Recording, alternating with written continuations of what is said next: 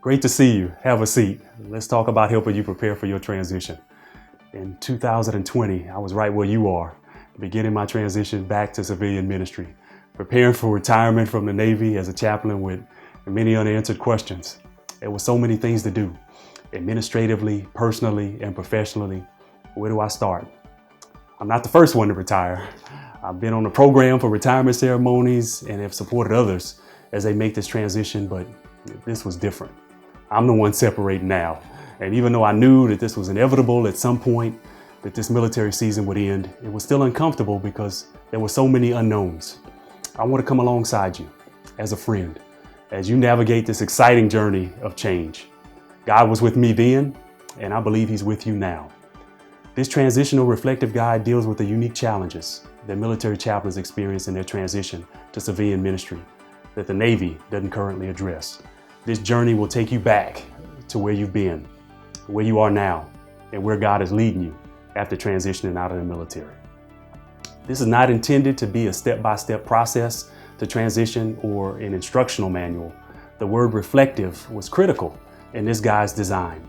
It's intended to point you back to the only one who knows the beginning and the end, God, Isaiah 46 verse 10. I encourage you to reflect on these modules with God as a central focus. You spent months preparing and training to serve as a chaplain in the Department of Defense, learning how to minister in a pluralistic, secular environment. There's officer development school, chaplain school, and numerous ongoing training opportunities throughout the year, reinforcing that being successful in this role requires a commitment to being flexible and teachable. You've been prepared with the tools that set you up for success. Being a professional clergy person, but also leading as a naval staff officer at the same time. Denominational ministry and institutional ministry required a shift in context and application. In cooperation with your endorser, the Navy verified that you have a fully formed religious identity and your suitability for military chaplaincy. However, there is currently no program that helps you shift back to civilian ministry. In studying transition research, I found that chaplains are not always sure how to transition these skills and competencies that have become a part of who they are. Some try to abandon the skills they think are incompatible with a civilian ministry setting. Others try to operate as a military chaplain in a local church. And finally, some work to discern how those military ministry skill sets can be refined to make them more effective in any context. This transitional reflective guide allows you to hear from seasoned military chaplains who've walked a mile in your shoes and have a desire to share insights that will improve your pathway to transition. There are 3 modules. The first module is called Specific Ministry Calling, where we remind ourselves that God has set us apart for His ministry, as we recognize that we just have the privilege to participate in it. The second module is the Shaw Reflective Transitional Model. One of the barriers to successful transition for chaplains is not having any structure. We're used to being a part of an organization. Planning, which are critical to success. This integrated biblical model has incorporated insights from some of the leading minds in navigating change. Module 3 is improving transition with internal and external changes. Being aware of what's happening around us and within us during this process can be used by God to show us the way to the next ministry season, the next life season.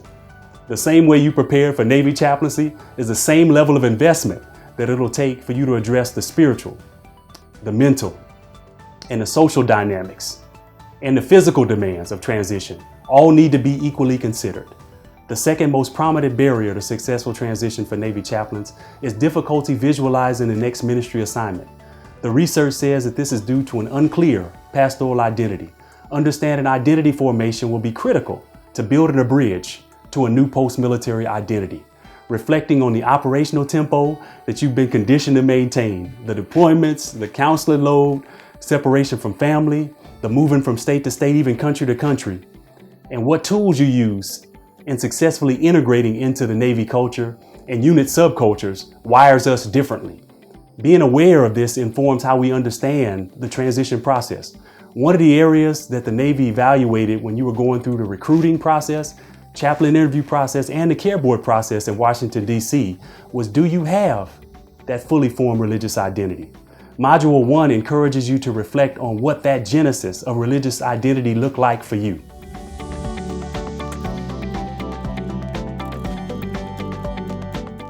Specific ministry calling is rooted in our understanding of God's holiness. How did God call you?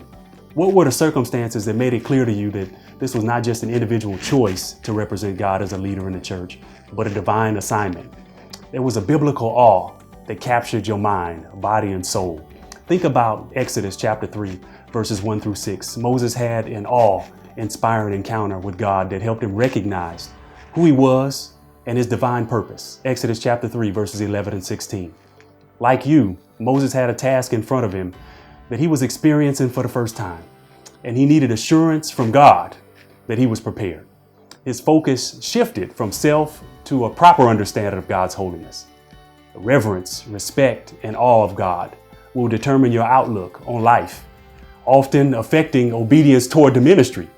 Being obedient is a response to God's holiness. What's the motivation to minister? The biblical answer to this question is found in the Gospel of Matthew, chapter 7, verses 21 through 23. Ministry is not self-seeking, but God-honoring. As you transition, reflect on your motives. Is what I say with my mouth what I believe in my heart? Ministry should be performed from an attitude of love instead of personal ambition. A genuine love for God will lead to ministry performed solely for His glory. Having a God-centered attitude is foundational. Longevity in ministry is tied to the condition of the heart, the central place within us that is either driven by obedience to God or driven by fulfilling our desires.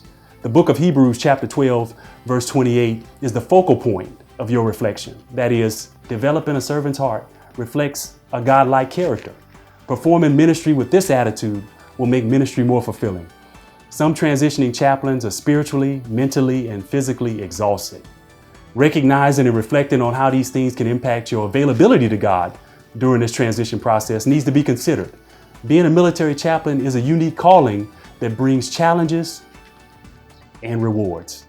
Psalm 91 is the reflective backdrop for who we should trust and rely on to be our refuge and fortress. Yes, the military transition process is complex. However, this lesson highlights scripture typically used in a military setting and challenges our willingness to follow God's call in every situation. The familiar and the unfamiliar, the wanted and the unwanted, and everything in between. Knowing with absolute certainty that God is with you and protecting you on this transition journey makes the difference in how you understand and participate in the process. Is God taking you somewhere? And if so, will He equip you for the journey?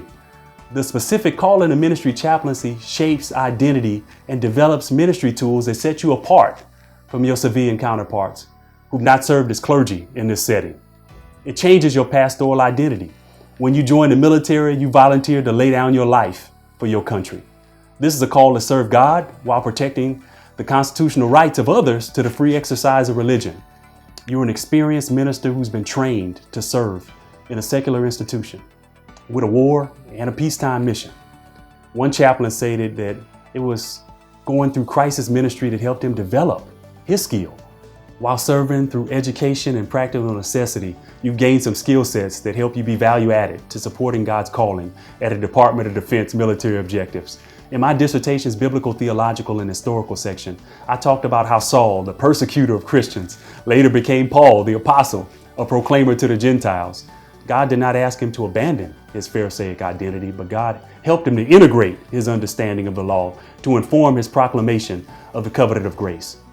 How would God have you to integrate your post-military ministry position? The transitional journey you're on can benefit from a strategy or a framework to guide you along the way.